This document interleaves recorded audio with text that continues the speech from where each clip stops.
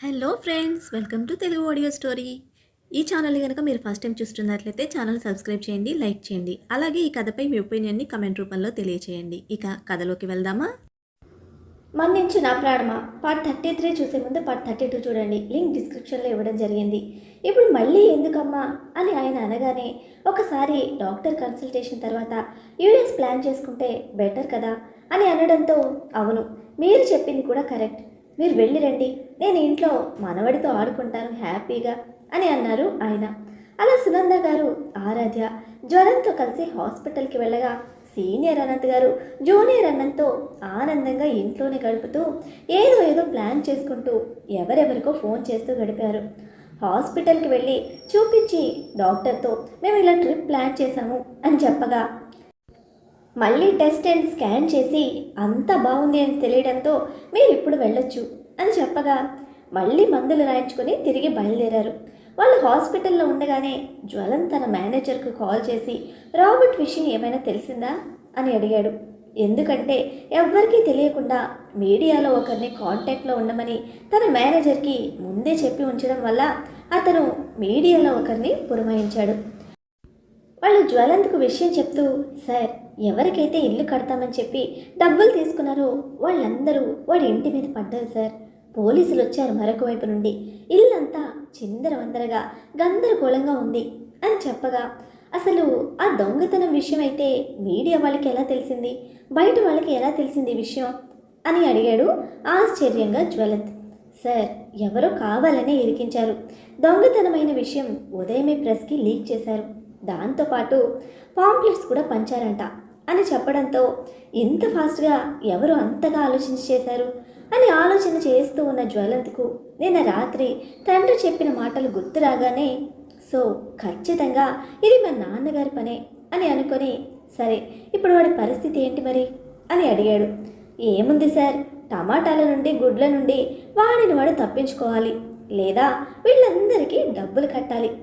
పోలీసులు కూడా రంగంలోకి దిగారు అని అనడంతో, మరి ఆ దొంగ గురించి ఆలోచించటం లేదా ఎవ్వరు అని అడిగాడు జ్వలంత్.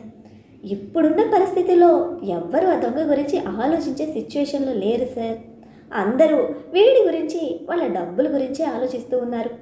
దొంగతనం చేసిన వాళ్ళు ఎవరో బాగా పగడ్బందీగా ప్లాన్ చేశారు సార్ అని అనగా, అసలు అలా ఎలా కుదురుతుందో నాకు అర్థం కావడం లేదు. వాడి ఇంట్లో సీసీ కెమెరా ప్రతి చోట ఉంటుంది. అలాగే వాడి ఇంట్లో పనిచేసే వాళ్ళను కూడా వాడు చాలా నమ్మకస్తులైన వాళ్ళనే పెట్టుకుంటాడు అని అందరూ అనుకుంటారు. అలాంటప్పుడు ఇలా జరిగే అవకాశం ఎక్కడ ఉంటుంది? అంత పెద్ద దొంగతనం జరుగుతున్నప్పుడు ఎవ్వరికీ మెలకువ రాలేదా? అంత ఇంపార్టెంట్ పత్రాలైతే వాడు అంత ఈజీగా ఎలా వదిలిపెట్టగలిగాడు అని అడగ్గా, అదంతా తెలియాలంటే వాడే చెప్పాలి సార్. నాకైతే నిజంగా తెలీదు, తెలుసుంటే మీకు ఖచ్చితంగా చెప్పేవాడిని కదా అని అనడంతో, ఇట్స్ ఓకేలే, నాకు ప్రతి ఒక్కటి ఇన్ఫామ్ చేస్తూ ఉండు అని చెప్పి ఫోన్ పెట్టేసి వెనక్కి తిరగగా, ఆరాధ్య అక్కడ ఉండడంతో ఏమైంది అని అడిగింది.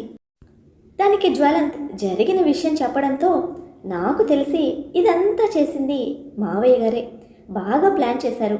వాడిప్పుడు చావలేక బ్రతకలేక, కక్కలేక మింగలేక అన్నట్టు కష్టపడి బ్రతకాలి.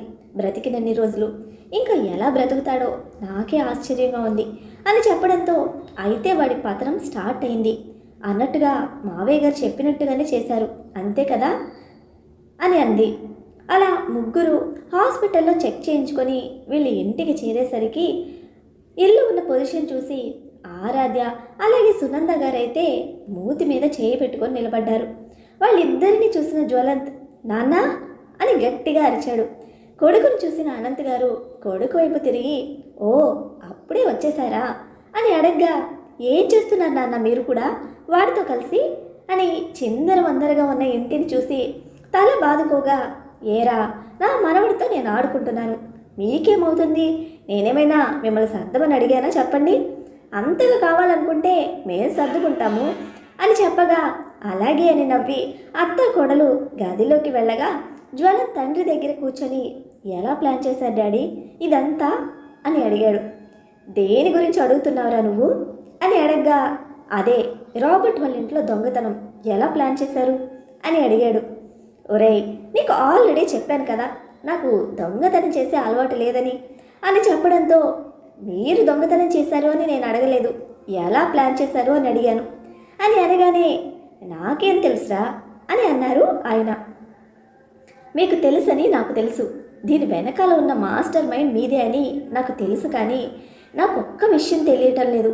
అదేంటంటే అసలు చీమ కూడా చేరలేని వాడి ఇంట్లోకి దొంగలు చొరబడ్డారంటే అది చాలా కష్టం. వాడి ఇంటి సెక్యూరిటీ చాలా టైట్గా ఉంటుందన్న విషయం నాకు తెలుసు. సో మీరు అసలు ఇదంతా ఒకే ఒక్క రోజులో ఒక్క పూటలో ఎలా ప్లాన్ చేయగలిగారు అని ఆశ్చర్యంగా ఉంది. ప్లీజ్ మీరు చేయలేదని మాత్రం అనకండి డాడీ, నాకు చెప్పరా ప్లీజ్ అని బ్రతిమలాడాడు. ఆ మాటలు విని నవ్వుతూ బాగానే అనలైజ్ చేశావు అని మనవడిని నాయనమ్మ దగ్గరికి వెళ్ళి కాసేపు ఆడుకో నాన్న అని మనవడికి చెప్పి ఆయన చెప్పడం ప్రారంభించారు. ఒరేయ్, నువ్వు అనుకుంటున్నట్టు ఆ దొంగతనం చేసిందైతే నేను కాదు, కానీ చేయించింది మాత్రం నేనే అంటూ సోఫాలో వెనక్కి వాలి కాలు మీద కాలు వేసుకొని కూర్చున్నారు ఆయన. చేయించింది మీరే అని నాకు అర్థమవుతుంది, అసలు అలా ఎలా కుదిరింది? వాడి ఇంట్లో అంత సెక్యూరిటీని దాటుకొని దొంగలు ఎలా వెళ్ళగలిగారు అని అడగ్గా వాడింట్లో సెక్యూరిటీని పెట్టిందే నేను కదరా అని అన్నారు ఆయన. అంతే షాక్ అయిపోయాడు జ్వలంత్. కళ్ళు పెద్దవి చేసుకొని తండ్రిని చూసి what are you talking dad అని అడిగాడు. I spoke what I mean. Yes, ఇప్పుడు కాదు, ఎప్పుడైతే వాడు ఆరాధ్యను నిన్ను టార్గెట్ చేశాడో అప్పుడే ఒక్కొక్కరిగా నా మనుషులను వాడింట్లో దింపడం మొదలుపెట్టాను. అప్పటికి కాకపోయినా ఎప్పటికైనా ఉపయోగపడతారు అనే ఇంటెన్షన్తో మెల్లిమెల్లిగా వాడి ఇంట్లో సెక్యూరిటీని నేనే పెట్టాను. వాడి మనుషులు సగం మంది ఉంటే మిగతా సగం నా మనుషులే ఉన్నారు. ఇంకొక విషయం, వాడి సెక్యూరిటీని కూడా నేనే కొనేశాను, కానీ దాన్ని ఉపయోగించాల్సిన అవసరం వస్తుంది అని నేను అనుకోలేదు. బట్ వాడు నా మనవడి మీదకి వచ్చాడు. ఇంకా ఇప్పుడు కూడా వాడు ఎందుకు బ్రతికున్నానా అని ప్రతిరోజు కుమిలి కుమిలి చావాలి, చచ్చేలా చేస్తాను అని చెప్పగా జ్వలంత్ ఆశ్చర్యంతో ఏదో ఆలోచనలో మునిగిపోతే, అరే పెద్దగా ఏం ఆలోచించకు, ఒకటే విషయం చెప్తాను విను. నిన్న నైట్ వాళ్ళకి ఫోన్ చేసి వాడి లాకర్ గురించి అడగ్గా వాళ్ళు మొత్తం విషయాలు సేకరించి పెట్టారు వాడి ఇంట్లో. పిచ్చిన కొడుకు, వాడు బెడ్రూమ్లో కూడా సీసీ కెమెరా పెట్టించుకున్నాడు. కోర్స్ పెళ్ళి కాలేదు కదా, సో వాడు లాకర్ ఇన్ఫర్మేషన్ మొత్తం తెలిసిపోయింది. ఎందుకంటే సీసీటీవీని ఆపరేట్ చేసేది కూడా నా వాళ్లే కాబట్టి. ఏముంది, సినిమాల్లో చూపిస్తారుగా, అలాగే నైట్ మందులో నిద్ర మాత్రలు కలిపారు.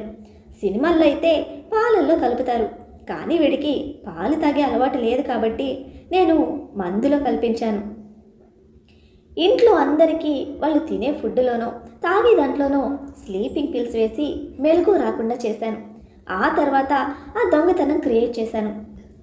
యాక్చువల్గా వాడి ఇంట్లో దొంగతనం చేసింది వాడి సెక్యూరిటీ రూపంలో ఉన్న నా మనుషులే, అందుకే ఇదంతా ఈజీగా అయింది అని చెప్పగా, wow dad, you are awesome, wonderful, great అంటూ తండ్రి మీదకి వెళ్ళి తండ్రిని హత్తుకోగా, చెప్పాను కదరా మీ డాడీని తక్కువ అంచనా వేయకు అని. ఇన్ని సంవత్సరాల నుండి ఈ పనులు చేసే అవకాశం నాకు రాలేదు, కానీ ఇప్పుడు వచ్చింది కదా, ఇంకెందుకు వదులుకుంటారు? నా విశ్వరూపం ఏంటో చూపించాను. నా మనవణ్ణి కొట్టిన వాడి లైఫ్ మీద కొడతాను. నా మనవణ్ణి కిడ్నాప్ చేసి నాకు మనశ్శాంతి లేకుండా చేయాలనుకుంటాడా? నా ఇంటి ఆనందాలను కూల్ చేయాలనుకుంటాడా? ఎన్నో సంవత్సరాలుగా నేను ఎదురు చూస్తున్న ఆనందాలు నా ఇంటి గుమ్మం ముందు వస్తే వాటిని నాశనం చేయాలి అని అనుకుంటాడా?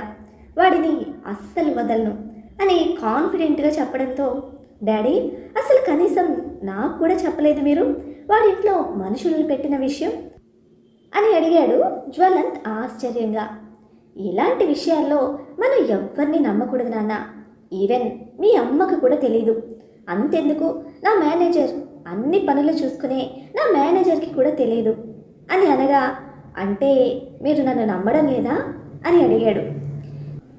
నీ మీద నమ్మకం లేక కాదు నాన్న, కానీ అనుకోకుండా నీకు నీ భార్య మీద ప్రేమ ఎక్కువయ్యి తనకు చెప్పాలనిపించిందే అనుకో, నువ్వు తనకు చెప్తావు. నేను మీ అమ్మకు చెప్పానే అనుకో, తన నోరు జారి ఆరాధ్యకు చెప్పచ్చు. ఆడవాళ్ళకి సీక్రెట్స్ దాచడం చాలా కష్టం. అంతేకాకుండా వాళ్ళ భర్తల గొప్పలు చెప్పుకోవడానికి ఎలాంటి విషయాన్నైనా వాళ్ళు బయట పెట్టడానికి సిద్ధంగా ఉంటారు. కాబట్టి ఆడవాళ్ళ దగ్గర ఇలాంటి డీటెయిల్స్ ఓపెన్ చేయకూడదు. అండ్ ఇలాంటి విషయాల్లో ఆడవాళ్లను మగవాళ్లను అని కాకుండా ఎవ్వరిని నమ్మకూడదు. ఇది నేను మీకు బిజినెస్లో నేర్పిస్తున్న మొదటి సూత్రం అని చెప్పగా అలాగే అంటూ మళ్ళీ కాసేపు మాట్లాడి రేపైనా ఆఫీస్కి వెళ్తున్నారా లేదా అని అడిగాడు.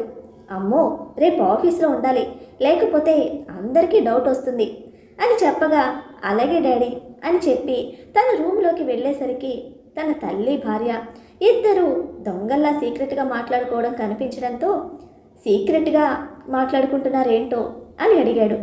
అదేం లేదు, ఇదిగో ఆ రాబర్ట్ ఇంట్లో ఏదో జరిగింది అంటున్నావు కదా, దానికి మీ డాడీకి ఏదో ఒక సంబంధం ఉంటుంది అని నాకు అనిపిస్తుంది అని అన్నారు సునంద గారు. మమ్మీ, నువ్వు డాడీని కూడా అనుమానిస్తున్నావా అని అడిగాడు జ్వలంత్. ఒరేయ్, మీ డాడీ గురించి నీకు తెలియదురా, ఆయన ఒక పెద్ద రౌడీ తెలుసా. నీకు ముందు కోడల ముందు ఇలా ఉంటున్నారు, కానీ అసలు రూపం ఏంటో నాకు మాత్రమే తెలుసు. మీ నాన్నకు కోపం వస్తే ఉగ్ర నరసింహుడు అవతారం ఎత్తుతారు ఆయన. శాంతపరచడానికి ఎన్ని తంటాలు పడాలో తెలుసా అని అనగానే తల్లి దగ్గరికి వెళ్ళి తల్లి భుజం చుట్టూ చేతులు వేసి, నువ్వు అన్ని తంటాలు పడాల్సిన అవసరం లేదు, my dad is my hero, he so great and I'm so proud of him అమ్మా అని అన్నాడు. చాలా సంవత్సరాల తర్వాత తండ్రిని అంతగా పొగుడుతున్న కొడుకు 2 చెంపలను తన చేతిలోకి తీసుకొని, నువ్వు మనస్ఫూర్తిగా అంటున్నావా నాన్న అని అడిగారు ఆవిడ. అవునమ్మా, నిజంగానే మనస్ఫూర్తిగా అంటున్నాను, ఏదో నాన్నను ఊరికే పొగుడుతున్నాను అని మాత్రం అనుకోవద్దు అంటూ తన చెంపలను పట్టుకున్న తల్లి చేతులను తన చేతులతో పట్టుకొని, నేను చాలా సంవత్సరాలుగా మూర్ఖంగా ప్రవర్తించాను కదా అమ్మా, అసలు నీతో నాన్నతో టైం స్పెండ్ చేయలేదు, అయినా ఏదో అపోహలతో నా లైఫ్ని స్పాయిల్ చేసుకోవడమే కాకుండా మీ అందరికీ మనోవేదన మిగిల్చాను కదా, ఐఎమ్ ఎక్స్ట్రీమ్లీ సారీ అమ్మా. నా లైఫ్లో నేను చేసిన తప్పులన్నీ తెలుసుకున్నాను, ఇకపై మళ్ళీ ఎప్పుడూ అలాంటి తప్పులను రిపీట్ చేయను అని కళ్ళనీళ్ళు పెట్టుకోవడంతో, అలా అనుకున్నాన్న, పిల్లలు తప్పులు చేసినా కూడా కడుపులో పెట్టుకుని చూసుకునే బాధ్యత తల్లిదండ్రులకు ఉంటుంది. అలానే కాకుండా ఆ తప్పులను సరిదిద్దాల్సిన బాధ్యత కూడా ఆ తల్లిదండ్రులకే ఉంటుంది. అందుకే నీతో చాలాసార్లు కఠినంగా వ్యవహరించేవాళ్ళం. అలా అని నీ మీద ప్రేమ లేదు అని కాదు, ప్రేమ వేరు, బాధ్యత వేరు. తల్లిదండ్రులు పిల్లల మీద చూపించాల్సిన సమయంలో ప్రేమ ఎలా చూపించాలో, బాధ్యతగా ఉండాల్సిన సమయంలో బాధ్యతగా ఉంటూ పిల్లలకు మంచేదో చెడేదో నేర్పించే క్రమంలో కొన్నిసార్లు కఠినంగా ఉండాల్సి వస్తుంది. అలా అని పిల్లల మీద ప్రేమ లేనట్లు కాదు అని అన్నారు ఆవిడ. నాకు తెలుసమ్మా, నాకు తెలుసు అని అన్నాడు జ్వలంత్. అక్కడే ఉన్న ఆరాధ్య తల్లిని కొడుకును గమనిస్తూనే ఉంది. నిజంగా తన లైఫ్లో తను ఏం కోల్పోతుందో ఇప్పుడు తనకు అర్థమవసాగింది. ఎన్నోసార్లు తల్లిదండ్రులు లేరు అని బాధపడింది, కానీ తల్లిదండ్రుల్లా చూసుకునే అత్తమామలు కూడా తన బాధను మిగిల్చి ఇంట్లో నుంచి వెళ్ళిపోయింది. తన భర్తను మార్చుకోవాలి అని అనుకోకుండానే అతను తప్పులను వేలెత్తి చూపుతూ అక్కడ ఇంట్లో నుండి వెళ్ళిపోవడం వల్ల తెలియకుండానే వాళ్లకు ఎంత మనోవేదనను కలిగించిందో అర్థం కావడంతో ఆరాధ్య కూడా సునంద గారి దగ్గరికి వెళ్ళి, నన్ను కూడా క్షమించండి అత్తయ్య, నేను కూడా మిమ్మల్ని అర్థం చేసుకోకుండా బాధ పెట్టాను కదా, నన్ను క్షమించండి అని అనడంతో, అదేం లేదు తల్లి, నీ స్థానంలో ఎవరున్నా అలానే చేస్తారు, ఆ పరిస్థితి ఏంటో నాకు తెలుసు, నువ్వు నాకు క్షమాపణ చెప్పాల్సిన అవసరం లేదు.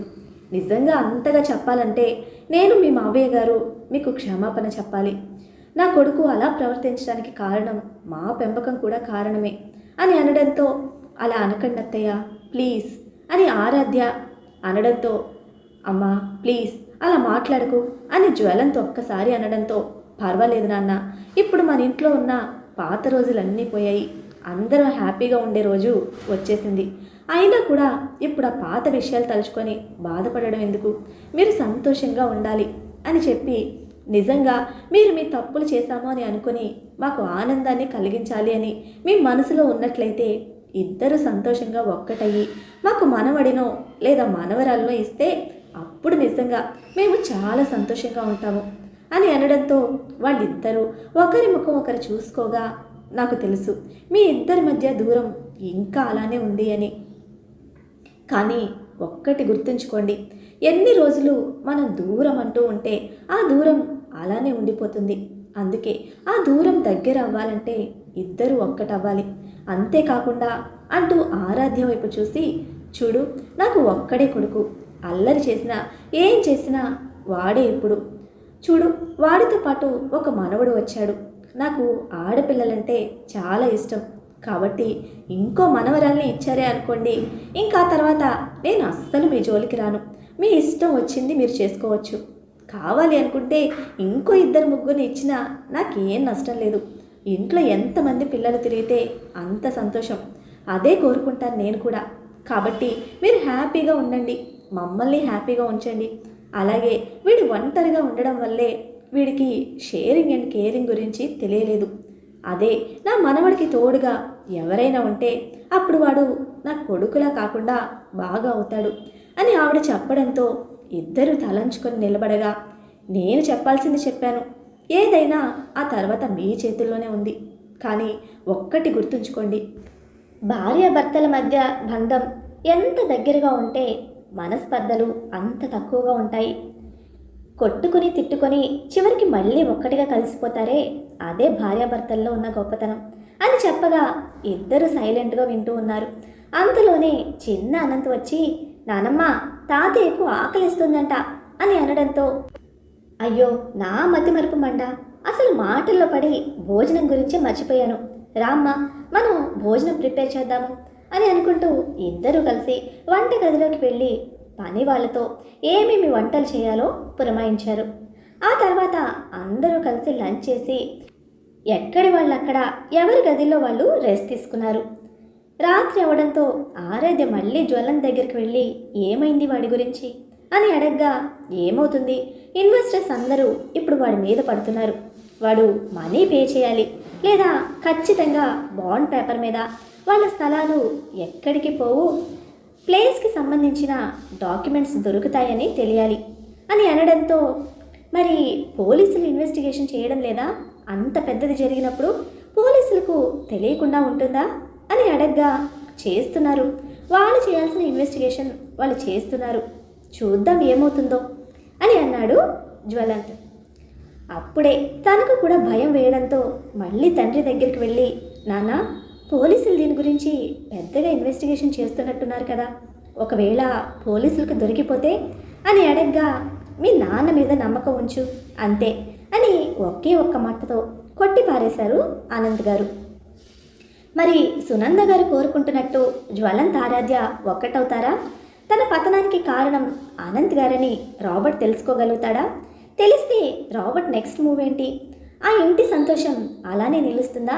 తెలుసుకోవాలంటే నెక్స్ట్ ఎపిసోడ్ని ఫాలో చేయండి. అలానే ఈ ఎపిసోడ్ని లైక్ చేయటం మాత్రం మర్చిపోకండి. Bye friends.